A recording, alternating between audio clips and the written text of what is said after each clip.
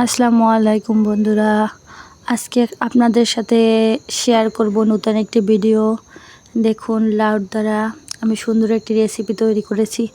ভিডিওটি আপনারা স্কিপ না করে পুরোটা দেখার চেষ্টা করুন। দেখুন, একটা লাউ নিয়ে নিয়েছি। লাউটা কচি না, একদম পাকার কিছুদিন আগে কেটে নিয়েছি। এটি দিয়ে তৈরি হবে মোরব্বা, লাউয়ের মোরব্বা।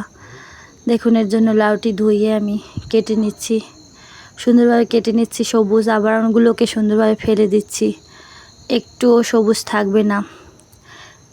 সমস্ত লাউগুলোকে সুন্দরভাবে কেটে নিচ্ছি। লাউ দিয়ে তৈরি করব আমি লাউয়ের মোরব্বা।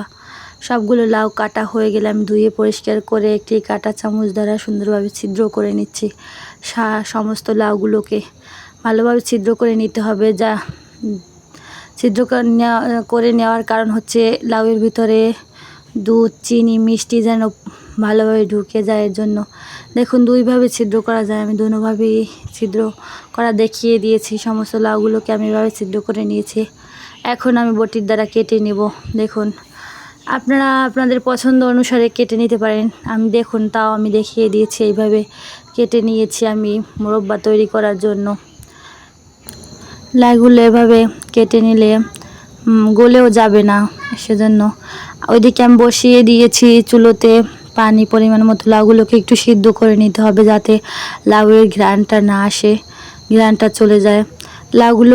পানিগুলো একদম বলক আসা পর্যন্ত লাউগুলোকে একটু রেখে সিদ্ধ করে নিতে হবে।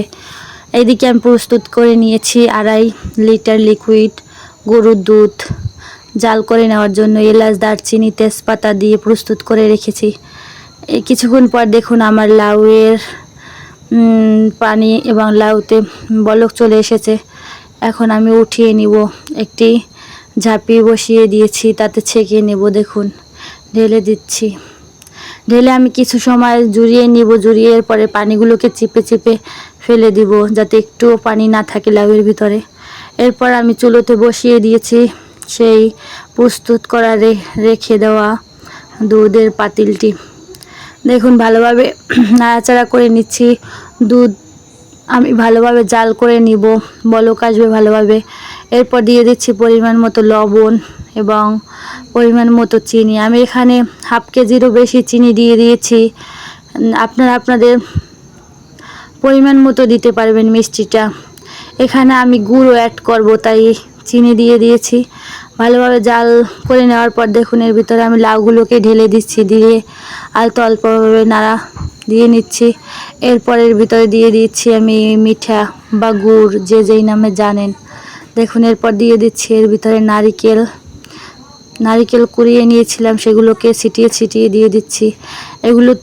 এগুলোতে লাউ মোরব্বায় অনেক স্বাদ হবে, তাই দিয়ে দিচ্ছি এবং আলতোভাবে নাড়াচাড়া করে নিচ্ছি।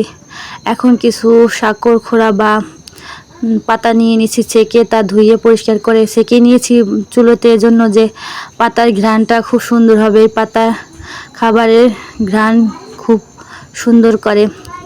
এরপর 250 গ্রাম গুঁড়ো দুধ আমি লিকুইড দুধ দিয়ে গুলে নিচ্ছি। সেগুলোকে আমি সেই মোরব্বার ভিতরে দিয়ে দিচ্ছি। দেখুন, তারপর জাল করে নেওয়ার পর প্রথম দিনে কালারটা এরকম হয়েছে। মোরব্বাটা আমি পুরো 2 দিন জাল করে নিয়েছি নিবু নিবু জালে, কারণ মোরব্বাটা আপনারা যত জাল করবেন তত স্বাদ হবে।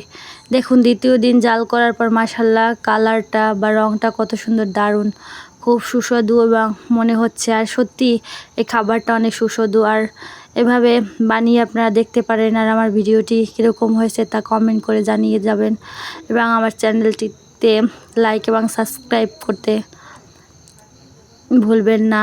ভালো থাকবেন সবাই, আশা করি সবাই পাশে থাকবেন।